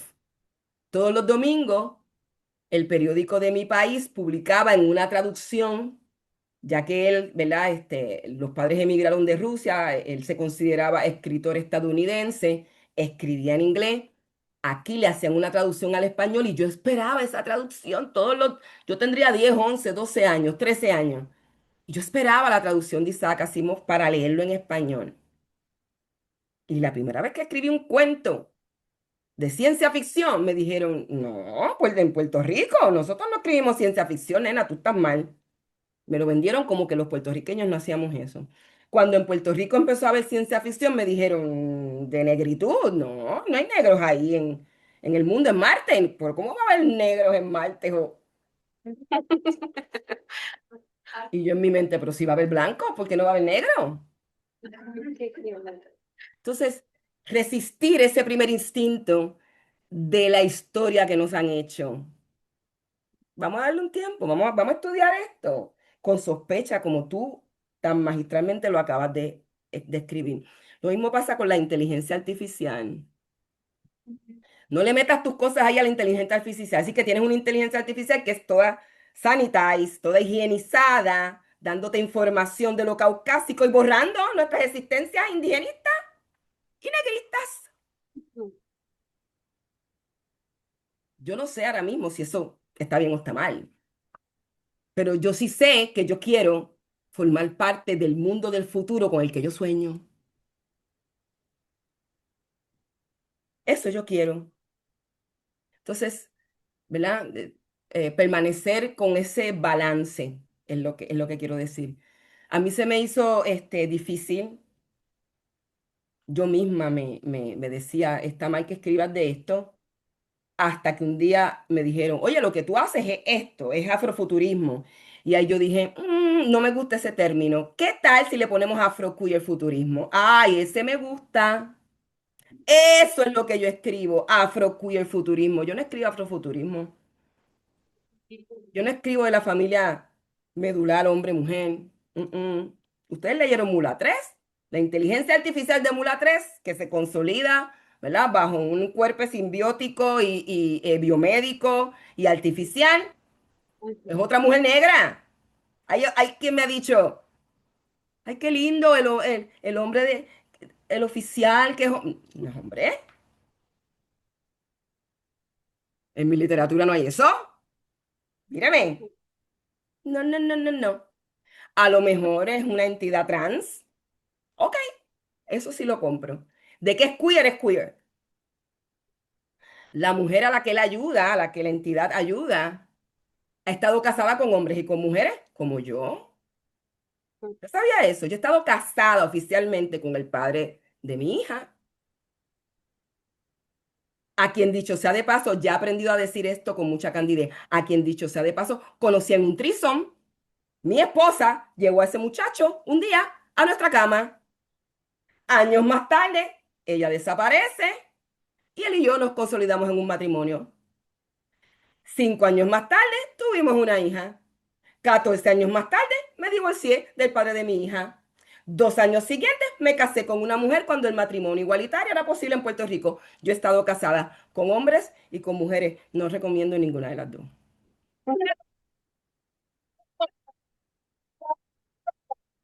A menos que sea performático y usted quiera ponerse el traje de novia. Ah, bueno, ya eso es bien queer. Eso sí. Pero los matrimonios le sirven al patriarcado. Usted lo sabe también. Celebre su unión de otra manera, pero el matrimonio legalizado también es una construcción capitalista que sirve el patriarcado, la heteronorma. Pero está bien. Así que nada de lo que yo escribo puede no ser queer. Todo es queer. Porque el mundo desde que el mundo es queer.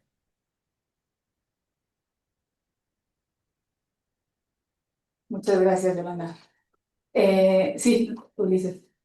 Sí, bueno, pues igual muchas gracias, Yolanda. Y bueno, tus textos me encantaron. Porque he escrito, bueno, que son, había puesto, son textos terribles, hermosos, indignantes, conmovedores, politizados, literarios. Yo por aquí un compañero ya había dicho que, pues, que despertó muchas emociones, asco, ¿verdad? Incluso había que limpiarle la caca a la condesa, ¿verdad? Este, y bueno, también algo que me llamó la atención, bueno, el asunto de las resistencias. Las resistencias, pues cómo las mujeres negras pudieron, resistir, soportar, seguir viviendo en vez de volverse locas o incluso matándose, ¿verdad? Por ahí en uno de los cuentos habla de pues, que había incluso instrucciones para suicidarse. Hay una escena donde a una que violaron en el barco, pues decide aventarse a los tiburones.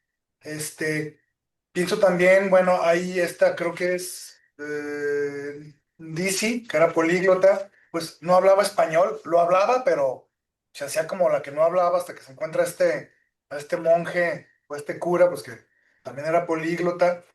Este, y bueno, ella, uno cae así como en la trampa de que yo me esperaba, pues va a matar, porque ahí lo sugiere al principio en el texto, va a matar a niños blancos. Y no, mataba a bebés negros, ¿verdad? Mataba a bebés negros, ahí es un plot twist. ¿Por qué? Pues porque iban a ser esclavos, ¿verdad? Era liberarlos de esa vida horrible que les esperaba, lo cual me pareció terrible, ¿verdad? Este, tú hablaste aquí hace rato, pues de que había robo de semillas, de que se trazaban el mapa de la huida con el pelo. Y por cierto, vi tu libro infantil, el de pelo malo, ¿no? Donde la niña negra llega con la abuela y le dice, pues que en la escuela le dicen que el pelo de negra es un pelo malo.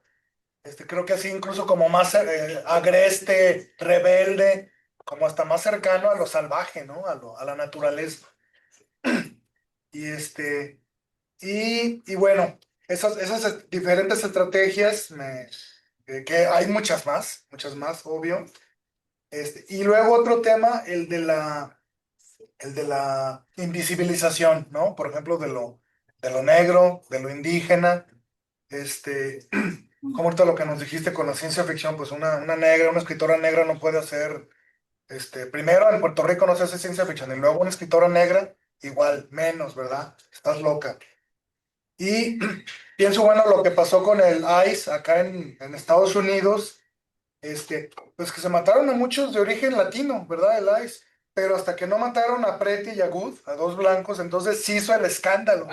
Se hizo el escándalo, ¿verdad? Entonces, y nadie mencionaba, y claro, qué bueno que hubo estas protestas, pero no los mencionaban pues, no sé, varios, incluidos niños, jóvenes, hombres, adultos, mujeres, que más bien eran latinas. Bueno, eso no importa, ¿no? Eso no importa. Entonces, pues estas actitudes coloniales pues no han desaparecido, ¿no? No han Hay desaparecido. vidas que siguen importando más que otras, ¿verdad? Gracias. ¿Cuál es tu nombre? Ulises. Ulises, como el de Joyce. Muy bien. Ese mero. Ulises ha dado en el clavo con algo. Ha dicho muchas cosas, muchas verdades, pero me gustaría retomar eso que él menciona de que no es hasta que en Estados Unidos asesinan a dos personas blancas por el ICE, ¿verdad? Que como que vale la pena que los noticiarios hablen de eso.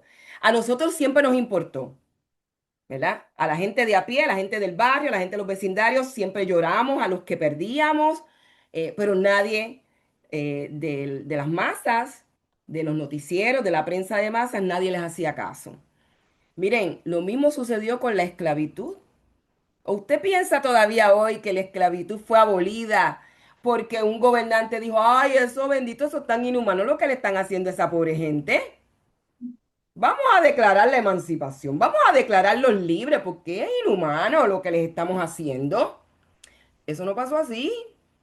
Sucede lo mismo que con el ICE. Cuando empezaron a haber más muertes de gente blanca, cuando empezaron a quemarle más hacienda, más casas. ¿Usted sabía que los esclavistas tenían cocineras y cocineros que eran negros?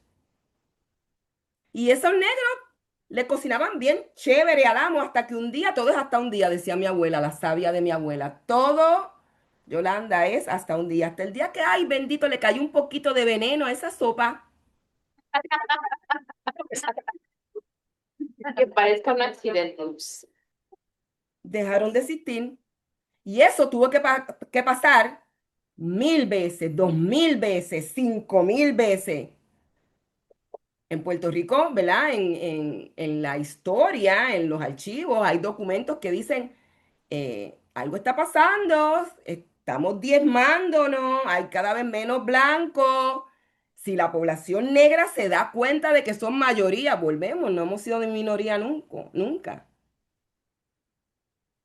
Si la población negra le dicen, ¿verdad? A la corona de España, se entera de que somos minoría, mañana amanecemos todos fritos, muertos. Ah, no, pues vamos a darle la abolición porque esa gente ya esto se nos salió de control. Es lo mismo que con el ICE.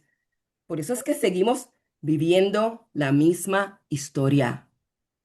Seguimos siendo los mismos cuerpos, los mismitos, con otra definición.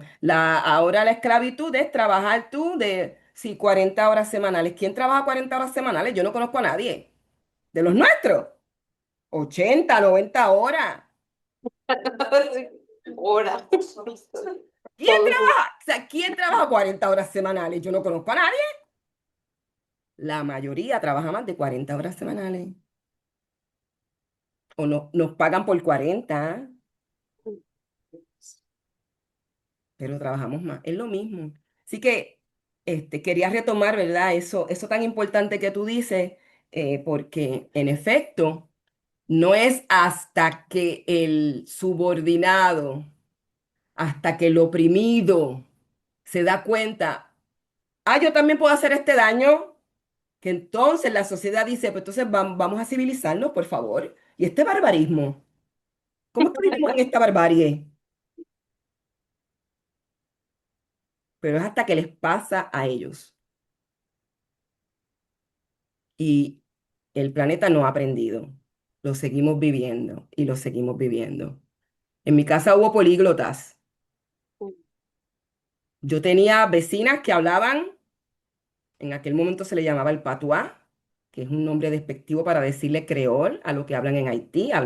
Tenía haitianas, vecinas, tenía madamas de las islitas del Caribe, así que tenía gente que hablaba holandés, que hablaba portugués, teníamos una vecina que hablaba suajili.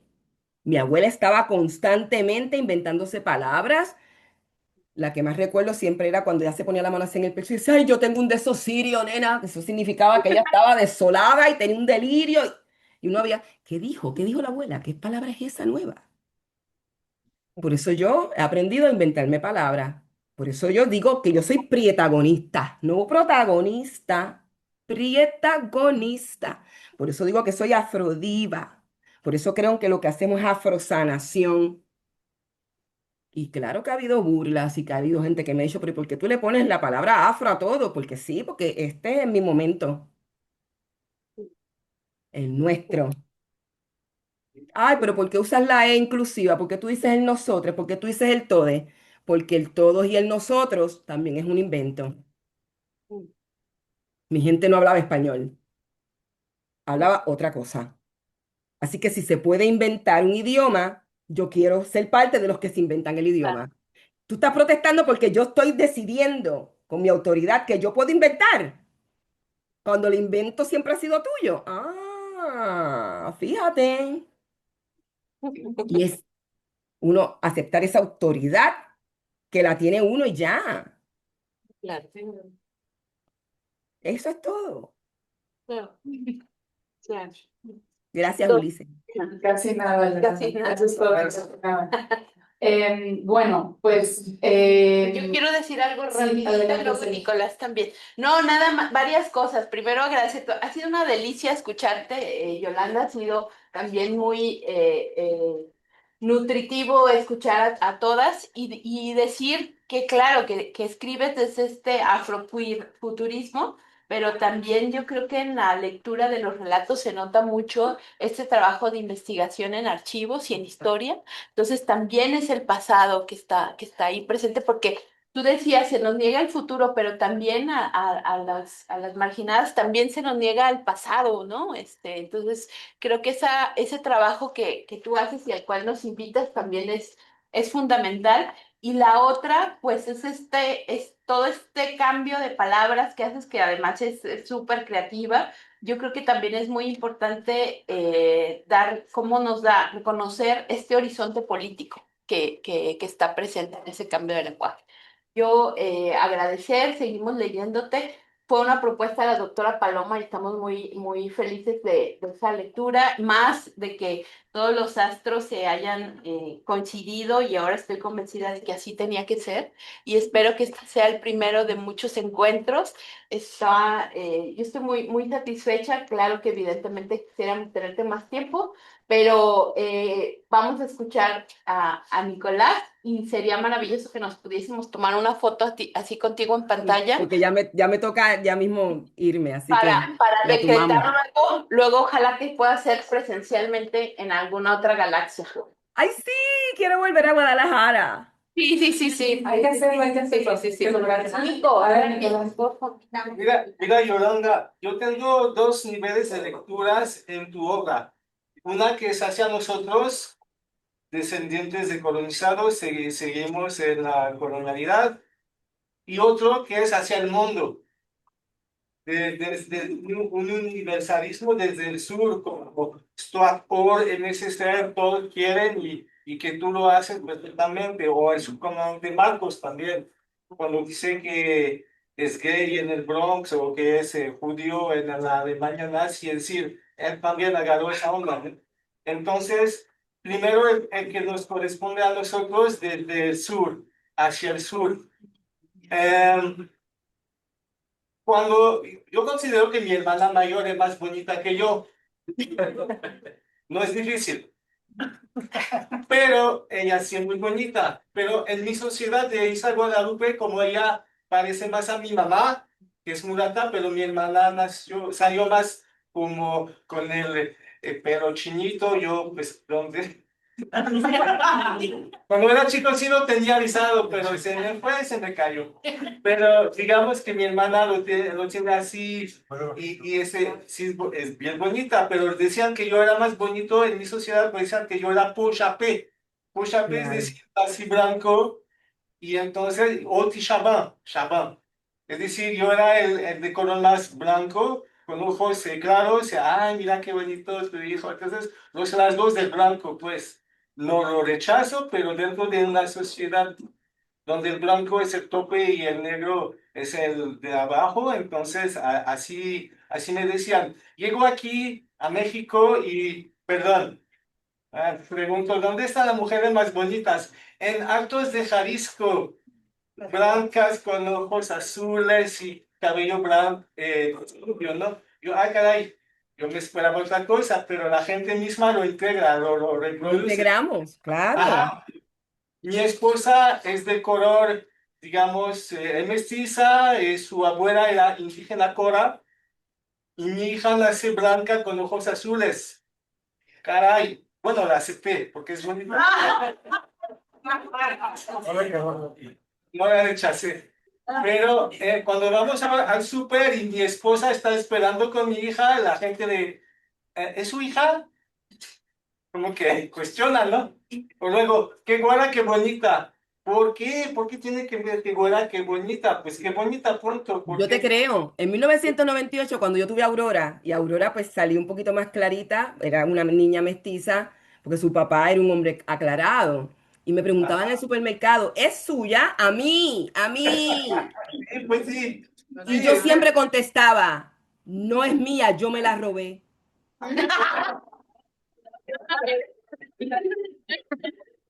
de la sociedad colonizada y todavía colonia.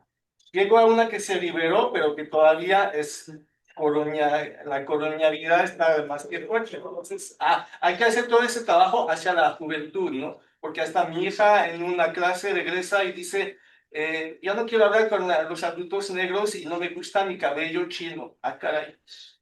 Bueno, no es su culpa, es la culpa de los papás, de la escuela, ¿no? Ok, ese es primer nivel. Otro nivel, gracias por hacer ciencia ficción, yo también escribo novelas, distopia y etcétera, ¿no? ¿Por qué le gusta al gran público? Le gusta al gran público, con eso le pegas a todo el mundo. Entonces, al pegar a todo el mundo, luego la gente que nunca se ha preguntado sobre eso, va a llegar a preguntarse, oh, esa es la realidad que viven los negros, no me di cuenta, no sabía. Estoy feliz porque le lleva a este nivel gracias a algo que le gusta a todo el mundo. Y tomo como ejemplo siempre una película que ha sido desapercibida, es 12 Years a Slave, con Brad Pitt. Me encanta por una simple razón. Es una pareja burgués negra que anda libre con Ahí fue que conocí a Lupita por primera vez. wow. Entonces tienen rangos estándares de la clase blanca burguesa. Y de repente él llega a ser esclavo porque lo mandan al sur y lo secuestran. Entonces la gente blanca al verse eso se puede identificar a esa realidad. Entonces a mí me encanta eso. Sí. Gracias, Nicolás. Vamos a la foto para cerrar la sesión y también que Yolanda siga su día y sus actividades. Gracias. Vamos, vamos, vamos. Me la envían después. Claro, claro. Vénganse todos, vénganse. Como siempre. Sí. No.